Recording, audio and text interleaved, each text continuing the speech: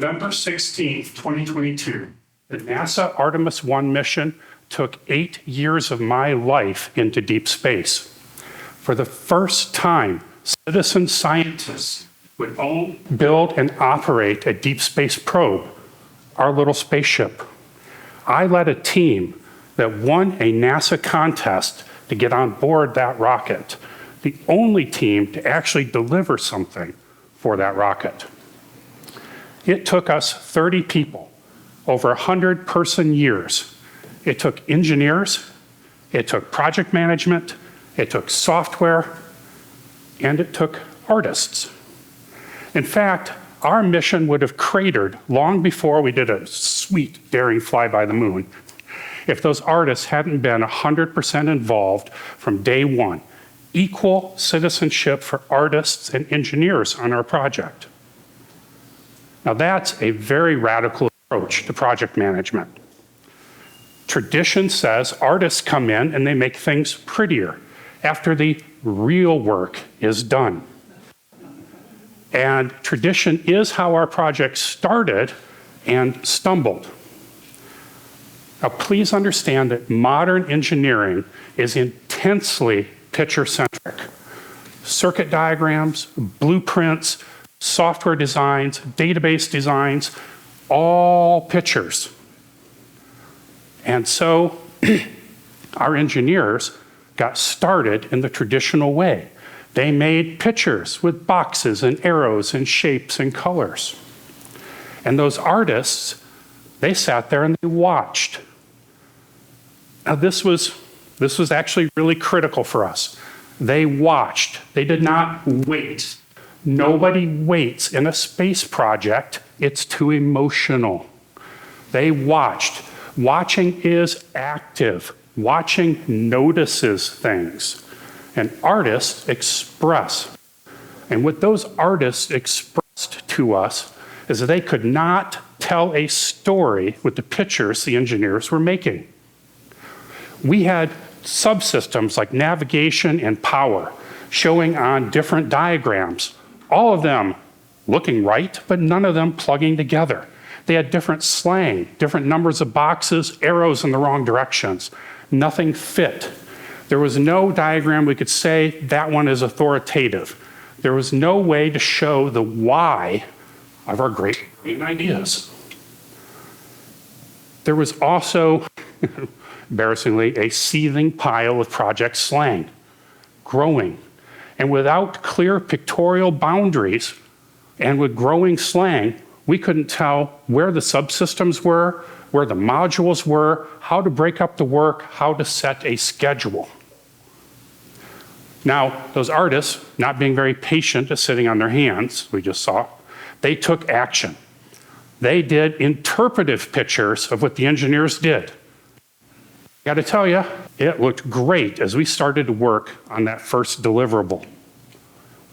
Now, deliverable, industry word, is a big document that you get judged on. It really, really matters. It has words, it has pictures, and its whole purpose is to push knowledge into the reader's head. Now, our engineers, as they were putting words to that document, they were learning at a frightening pace. They were making new pictures. All those interpretive pictures were suddenly out of date. The old problems about not fitting were back, and things had to be done again. Now, in project management, we call this waterfall. So in waterfall, you take your work and you float it downstream to the next person. And then they grab it, they do their thing, and it floats downstream, right? Oh, it's beautiful. That stream is great. It goes through sun-kissed mountain valleys, maybe a few rapids, but we all know it's to take the project and smash it against the rocks at an inspiring waterfall. Right? And we all saw it coming, and the stress of it almost broke us. Because understand, these are volunteers, okay? And the biggest social contract with a volunteer is do not waste their time.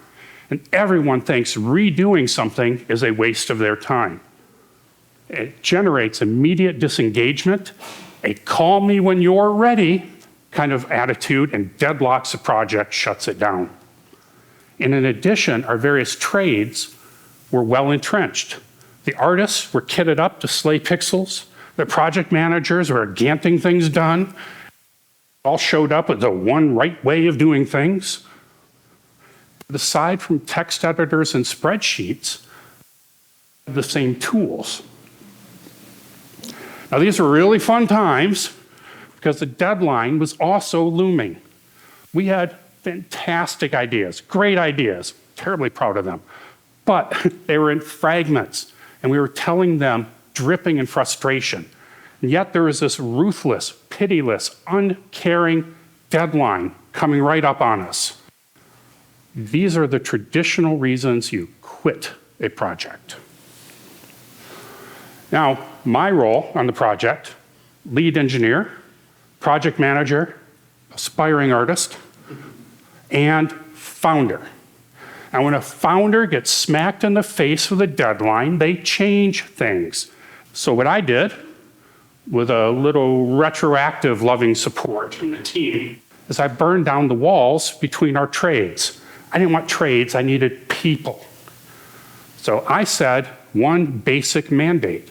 All those pictures, all those diagrams, made in one open source tool that every trade used, period. There would be one version of every picture, no file named final or final. You've been there. One authoritative version, and everyone on the project had permission to openly shame other people who broke that rule. Engineers, you get busy, you draw diagrams, pictures of the right boxes, put the right labels, get the arrows in the right direction. Don't worry about color, shape, or size. Artists, take those pictures, correct those colors, unify that, police the complexity, and make it readable. Everybody then takes those revised diagrams, and that's what gets edited. There is no rework, no custom tools, or leave the team. That's the line in the sand I had to draw to enforce that rule. Now that deliverable became the only light in our team's universe. A story had actually emerged from all those diagrams. We figured about 1,200 pages had to be told, and nobody had a big enough time to work on it. We didn't have enough people. So fun fact about artists, they can write whole sentences. It's easy to see them as pixel pushers, but they're happy to give you whole sentences about their work. And not being terribly patient, they jumped in and helped with the writing. So there's so much volume to be written that not everybody can write a single chapter. So that's just how life works in a volunteer organization. And so I needed everybody, anybody able to jump in and contribute. Now our team meeting already had a lot of lecture. Long-winded, you get it. But we added a quiz. We added a stump me type quiz where team members could reach out and say, hey you, how much solar power is coming off of our panels? That's a number that has to be in several chapters and has to be the same number every place, or you're gonna get dinged. And then whoever got it, whether you got it right or wrong, you have to ask the next question and so on. That drives a sort of peer self-ranking. It really elevated the engagement. I watched my friends crawl from their silos of knowledge and leap into the entire project. Won those quizzes. The artists. I'll pause for effect for a moment. The artists. They saw the terminology. They saw all the subsystems. They knew the cause and effect of those systems. That's what arrows are on pictures, after all. And when you think about it, that was the third way artists helped our project. They cogently told our story in pictures. They spelled out those pictures in writing and then proved themselves through the quizzes as the most knowledgeable, the safest editors. Now, smiling face, That first deliverable went smashingly well. In fact, we got first place in that first deliverable. Our satellite, the one we built, pictured here, is actually in deep space doing its thing right now. Its ambassadors, the deliverable documents, the mission posters, great success recruiting people, telling stories to investors, and passing technical scrutiny. We welcomed artists and engineers as equals, and it changed our lives.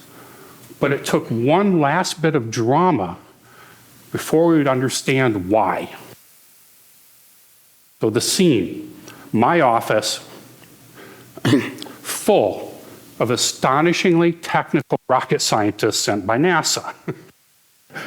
They were here to determine if we really knew what those pictures were promising. One shot at this, no BS, no, I'll get back to you later on that. Make it or break it, straight talk for hours. Final scrutiny. Now, the artists didn't want to sit at the table with the judges. It made them too nervous. They sat over and they watched. One even got, very sick, physically ill, and had to walk away. I think he missed the thing we're about to see. So, since they walked away, I had to do the talking. I mentioned something about how the craft did its pointing. That's where, how does it know where the stars are? How does it align itself with that and get the job done? And the lead judge, a renowned expert in the field, pounced, like stood up in my face and everything, like pounding the table, pounding the book. When did we switch to such a reckless engineering choice?